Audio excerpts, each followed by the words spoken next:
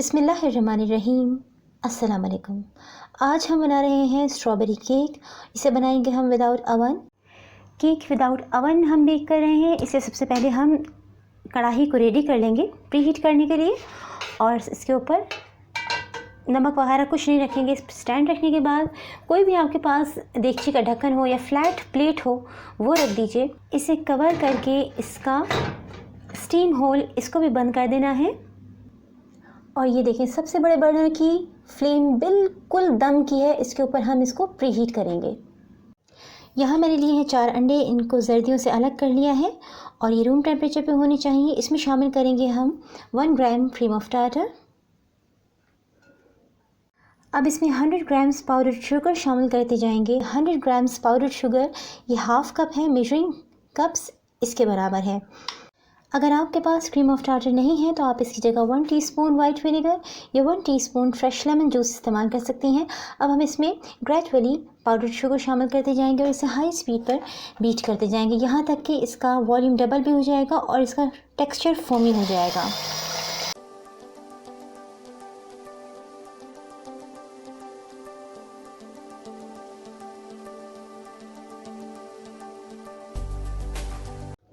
पाँच से 6 minute high speed पर सफ़ेदी को हमने बीट किया है और इसका रिक्वायर्ड टेक्सचर ये देखें ऐसा होना चाहिए, फोमी बिल्कुल गिरेगा नहीं। अब इसमें इलेक्ट्रिक बीटर का काम हो गया है ख़त्म। इसमें शामिल कर देंगे हम 4 जर्दियाँ। साथ ही इसमें शामिल कर देंगे 1 टीस्पून स्ट्रॉबेरी एसेंस। अब इस मिक्सचर को हम फोल्ड करेंगे विस्क की मदद से और इसे सर्कुलर मोशन में फोल्ड करना है, ज़िगज़ैग नहीं फिराना इसको, और पेशेंसली बिल्कुल सब्र तहम्मुल के साथ इसको इस तरह फोल्ड करेंगे।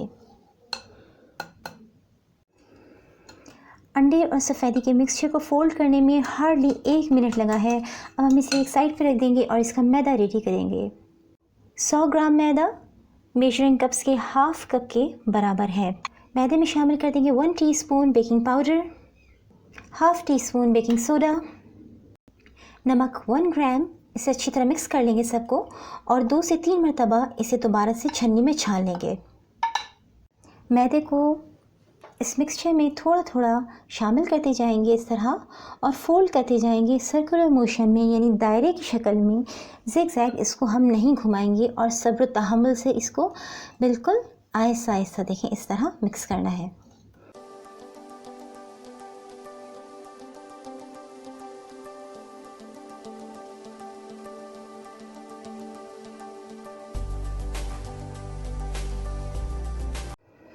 केक मिक्सचर को बहुत अच्छी तरह फोल्ड कर लिया है। इसमें कम से कम 4 से 5 मिनट लगे हैं और इसमें कहीं पे भी इस वक्त लम्स नहीं है। ये देखें, इसको ऐसा ही होना चाहिए।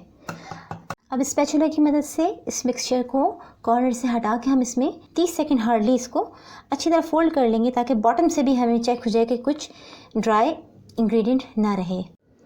मैंने 7 इंचेस का राउंड मोल्ड लाइन करके रख लिया है, बॉटम और कॉर्नर पे ग्रेसिंग करके फिर पार्चमेंट पेपर लगा दिया है। साइड्स में मैंने एल्युमिनियम फॉइल डबल करके और इसको अटैच कर दिया है कॉर्नर्स पे। ये देखिए पेपर पिन लगी हुई है यहाँ पे ताकि इसको दोबारा से इस्तेमाल किया जा सके।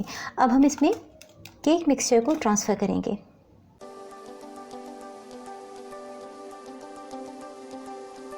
अब इस मिक्सचर में किसी शाशले के स्टिक, टूथपिक या किसी भी स्टिक से इस तरह फैला दीजिए ताकि इसमें एयर बबल्स ना रहें।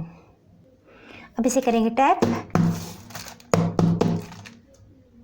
अगर आप इसे ओवन में बेक कर रही हैं तो 170 डिग्री सेल्सियस के ऊपर इसे प्रीहीट कर लीजिए 30 मिनट्स पहले और ये 30 to 35 मिनट्स में बेक हो जाएगा। मैं इसे विदाउट ओवन बेक कर रही हूँ, ये 40 to 45 मिनट्स में बेक हो जाएगा। कढ़ाई बहुत अच्छी तरह प्रीहीट हो गई है।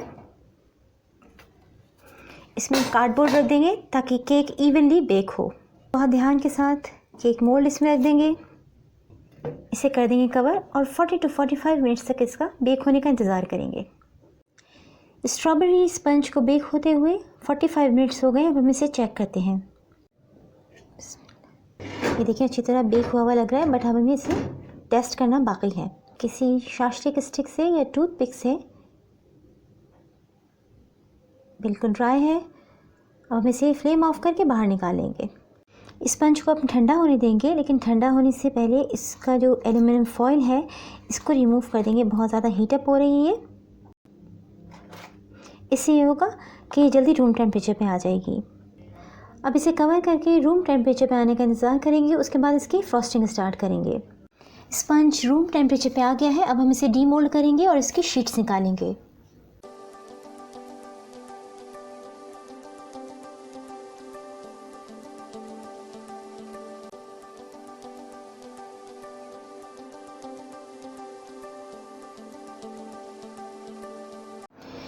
केक के फ्रॉस्टिंग के लिए फ्रेश स्ट्रॉबेरीज़ को वॉश करके इन्हें किचन टॉवल के ऊपर रख दीजिए और हवा में रखिए ताकि ये ड्राई हो जाए। इनको गीला नहीं होना चाहिए और जितनी आपको पसंद है उतनी ही आप फ्रॉस्टिंग के लिए इसको यूज़ कीजिए।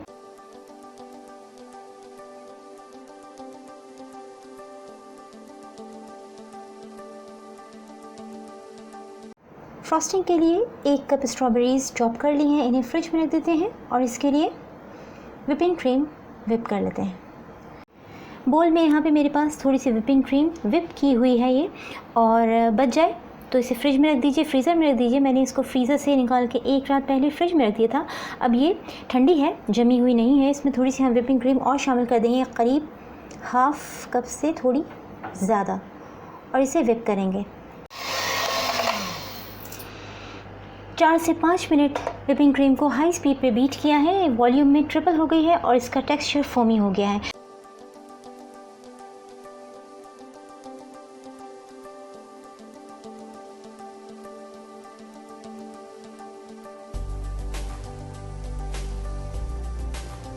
अब इसे कर देंगे कवर और इसे फ्रिज में रख देंगे। शुगर सिरप बनाने के लिए 1 कप पानी में 2 टेबलस्पून शुगर शामिल की है। इसे अच्छी तरह मिक्स कर लिया है। ये इस वक्त भी रेडी है, लेकिन ये ऑप्शनल है। मैं इसमें स्ट्रॉबेरी सिरप थोड़ा सा शामिल कर रही हूँ। आप चाहें तो स्ट्रॉबेरी एसेंस भी शामिल कर सकती हैं इसमें, बट ये कंपलसरी नहीं है। इसे मिक्स करके और ब्रश, स्पून या स्प्रे से अप्लाई करेंगे।